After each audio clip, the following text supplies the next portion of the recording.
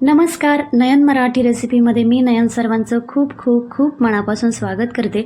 तर आज आपण आपल्या किचनमध्ये वाळवण रेसिपीमधली चौथी रेसिपी बघतोय। तर ती म्हणजे रव्याचे पळीपापड। हे रव्याचे पळीपापड करायला अगदी सोपे आहेत आणि दिसायला अगदी काचेसारखे पारदर्शक दिसतात। खायलाही अगदी टेस्टी खुसखुशीत लागतात। फक्त आपण रेसिपीमध्ये जे प्रमाण सांगितले, ज्या स्टेप्स सांगितल्या त्या तुम्ही फॉलो करा। व्हिडिओ शेवटपर्यंत बघा। रेसिपी आपण लगेचच सुरू करतोय, पण त्याआधी एक छोटंसं निवेदन आहे। नयन मराठी रेसिपी या चॅनलवर तुम्ही जर नवीन असाल तर चॅनलला सबस्क्राईब करा। व्हिडिओ खालील जे घंटीचं बटन असतं ते दाबायला विसरू नका, म्हणजे नवीन व्हिडिओचे नोटिफिकेशन तुम्हाला सर्वात आधी मिळतील। रेसिपीला सुरू करू। आपण वाळवण रेसिपीमधला नवीन पदार्थ बघतोय, तो म्हणजे रव्याचे पळीपापड। तर रव्याचे पळीपापड बनवण्यासाठी आपण जे साहित्य घेतलं ते आधी बघू। तर त्यासाठी मी इथं 1 वाटी रवा घेतलाय। तुम्ही घरातील कुठलीही वाटी 1 वाटी रवा घेतलाय। हा रवा मी इथं अगदी 0 साईजचा घेतला। तुम्ही जर थोडासा यापेक्षा मोठा घेतला तर मिक्सरमध्ये थोडासा बारीक करून घ्यायचा। त्यानंतर अर्धा चमचा पोह्याचा इथं रेड चिली फ्लेक्स घेतले। तुम्ही याऐवजी हिरवी मिरची किंवा लाल तिखट वापरलं तरी चालेल। त्यानंतर थोडीशी बारीक कोथिंबीर बारीक कट करून घेतली। तुम्हाला आवडत असेल तर घाला, नाही घातली तरी चालेल। त्यानंतर 1 चमचा इथं पांढरे तीळ घेतले, चवीनुसार मीठ घेतलंय आणि पाव चमचा इथं पापड खार घेतला। हे झालं साहित्य। यानंतर आता आपण रवा धुवून घेऊ। आता त्यानंतर मी इथं 1 मोठी वाटी घेतली, त्यात आपण हा रवा टाकून घेऊ। आता यात पाणी घालून आपण हलक्या हाताने हा रवा धुवून घेणार आहे। रव्यामध्ये आपण पाणी घातलंय आणि हलक्या हाताने थोडासा चोळून घेतलंय, अगदी हलक्या हाताने धुवायचं आहे।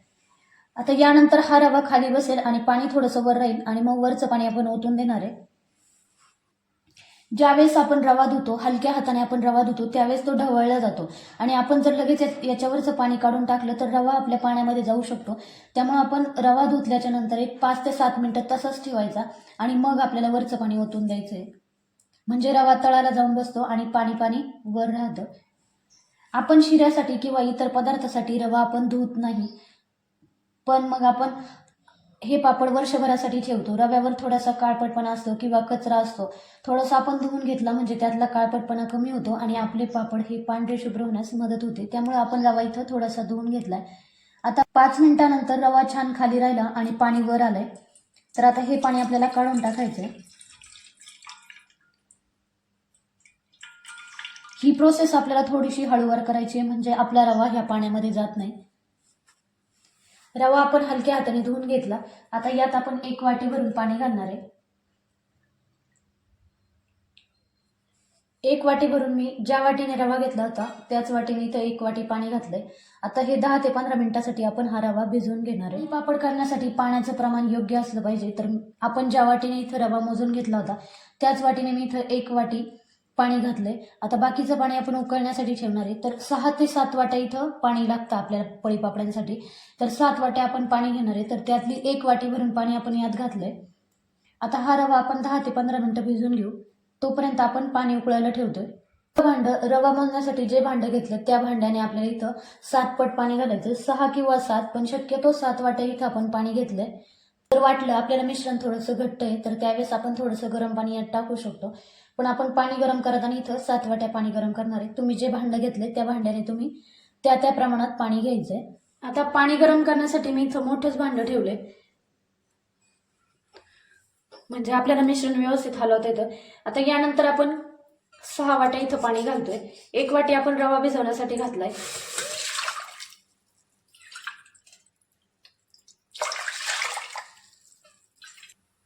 6 वाट्या मी इथं पाणी गरम करायला ठेवलंय। आता गॅस थोडा मोठा केला, यावर आपण झाकण ठेवू म्हणजे पाणी आपलं लवकर उकळलं जाईल। पाणी गरम करण्यासाठी आपण गॅस मोठाच ठेवलाय। आता यानंतर याच्यावर आपण झाकण ठेवतोय, म्हणजे पाणी आपलं लवकर उकळलं जातं।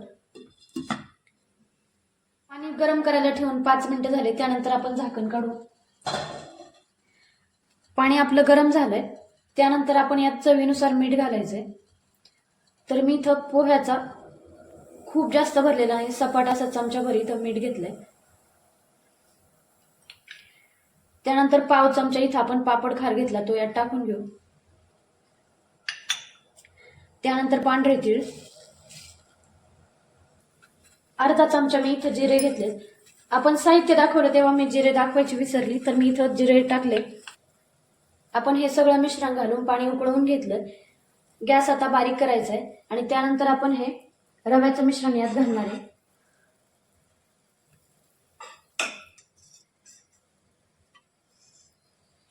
आता आपण हा रवा टाकायच्या आधी थोडासा हलवून घ्यायचा, कारण रवा तळाला जाऊन बसतो.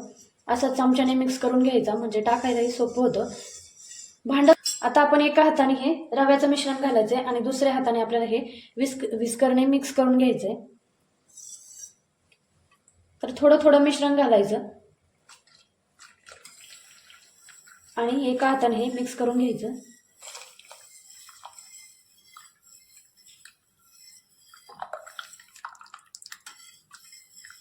आता मिश्रण व्यवस्थित मिक्स करून घ्यायचं. गॅस आता आपल्याला मध्यम करायचा आहे, खूप जास्त बारीकही ठेवू नका.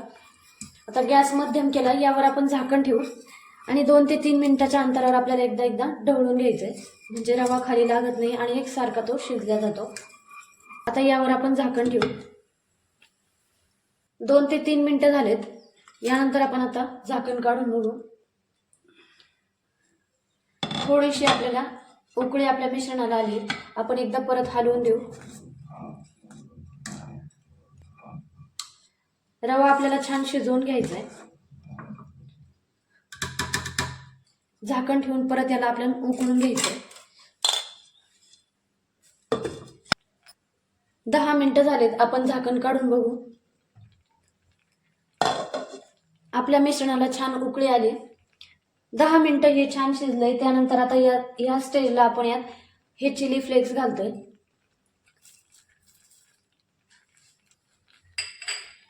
हे मिश्रण बऱ्यापैकी शिजत आलंय तेव्हा आपण हे रेड चिली फ्लेक्स घालायचे, कारण काय होतं, ह्या मिरच्यांचा रंग आपल्या पापडांमध्ये उतरतो, म्हणून आपण हे शेवट घालायचे. तुम्ही जर इथे हिरव्या मिरच्या घेतल्या असेल तर ह्या स्टेजला त्या घालायच्या. आता हे व्यवस्थित मिक्स करून घ्यायचं आणि त्यानंतर आपण ही कोथिंबीर घेतली, ही यात टाकून घेऊ.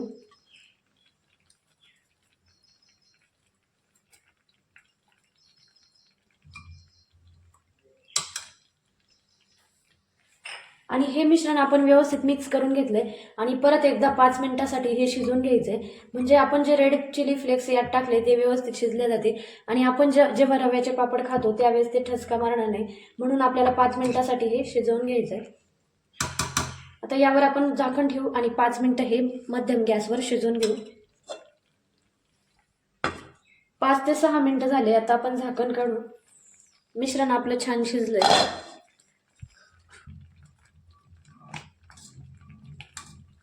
परत एकदा हे हलवून घ्यायचं.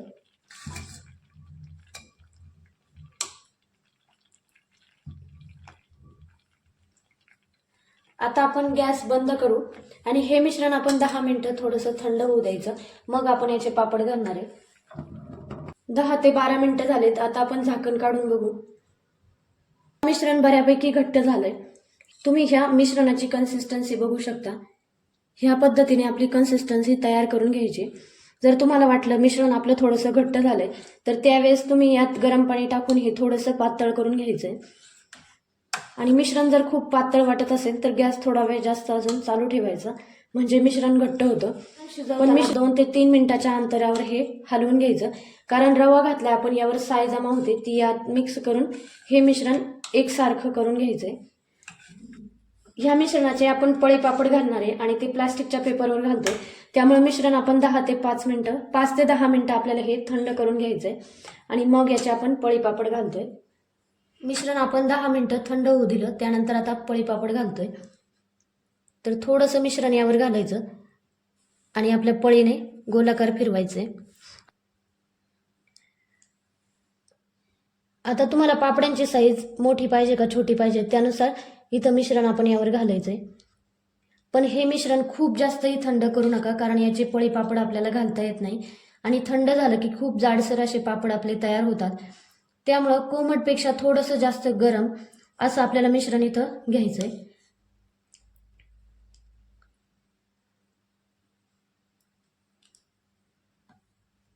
हे पापड घालायला अगदी सोपे आहेत. आता तुम्ही जास्त प्रमाणात जर हे पापड बनवत असाल तर त्यासाठी मोठ्या भांड्यातून आपल्याला छोट्या भांड्यात हे मिश्रण घ्यायचं आणि मग त्याचे पळी पापड घालायचे आणि जे उरलेलं मिश्रण आहे ते झाकून ठेवायचं, म्हणजे ते खूप जास्त थंड होत नाही. याच पद्धतीने आपण सगळे पळीपापड घालून घेणार आहे. या पद्धतीने आपण सगळे पापड घालून घेतले. आता मी हे इथं उन्हात वाळून घेते. 1 ते 2 दिवस उन्हात सुकून घेतल्याच्या नंतर तुम्ही बघू शकता अगदी काचेप्रमाणे अगदी पारदर्शक आपले पापड इथं तयार झाले. तर मी इथं 1 दिवस पूर्ण उन्हात सुकून घेतले आणि दुसऱ्या दिवशी 1 ते 2 तास ऊन दिलं, म्हणजे आपले पापड पूर्ण सुकले. तुम्हाला जर ऊन यायची सोय नसेल तर तुम्ही फॅन खाली वाळवून घेऊ शकता आणि 1 ते 2 तास तरी उन्हात ठेवा, म्हणजे हे पापड आपले वर्षभर टिकतात. आता यानंतर आपण तळून घेऊ. तर पापड तळण्यासाठी मी इथं तेल गरम करायला ठेवले. तेल छान गरम झाले. आता आपण पापड तळून घेऊ.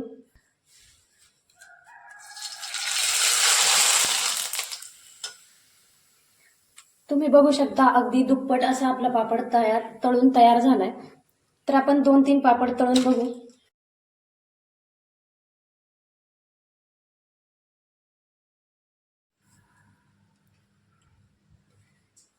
आता काही पापड किंवा पापडी मी इथं तळून घेतल्या. तर तुम्ही बघू शकता अगदी छान अशा पातळ आपल्या पापड्या तयार झाल्या. तर मी तुम्हाला मोडून दाखवते. अगदी खुसखुशीत अशा आपल्या पापड्या तयार झाल्यात. करायला अगदी सोप्या आहे. अगदी घरगुती साहित्यामध्ये ह्या तयार होतात. तर ह्या उन्हाळ्यामध्ये तुम्ही ही रेसिपी नक्की करून बघा. फक्त जे व्हिडिओमध्ये प्रमाण सांगितलं आहे, जे स्टेप्स सांगितले आहे त्या फॉलो करा, म्हणजे तुमच्या पापड्या अशाच खुसखुशीत तयार होतील. तळताना एक काळजी घ्यायची, तेल मध्यम गरम करून घ्यायचं. कमी गरम केलं तर आपल्या पापड्या तेलकट होतात आणि थोडंसं जास्त गरम झालं तर थोडासा कलर चेंज होतो, म्हणजे थोडा लालसर होतो. तर अशा पद्धतीने आपण इथं पापड्या तळून घेतल्या. तर ही रेसिपी नक्की ट्राय करा. आवडल्यास एक लाईक करायला विसरू नका. पुन्हा भेटूया अशाच एका छानशा रेसिपीसोबत. तोपर्यंत धन्यवाद.